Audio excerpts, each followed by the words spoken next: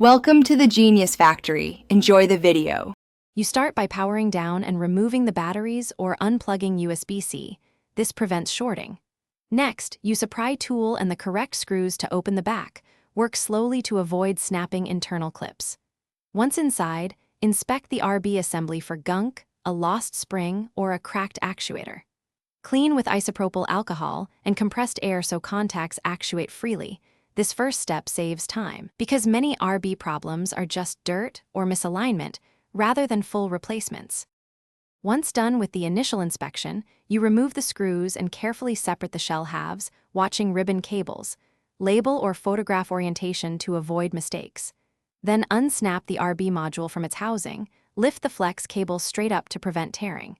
If a spring is missing or weak, install a new one, and if the button housing is cracked, replace the entire RB module.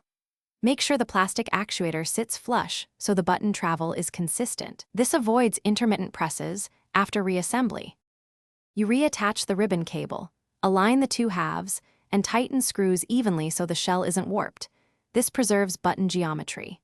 Then reinstall batteries or plug in and test RB in the Xbox quick menu and run a short game check to confirm consistent actuation. If issues continue, make sure firmware is current and recalibrate by power cycling the controller. If the problem persists, test another controller to determine whether the console input or controller hardware is at fault and replace as needed. Thanks for watching. If you found this helpful, don't forget to like and subscribe.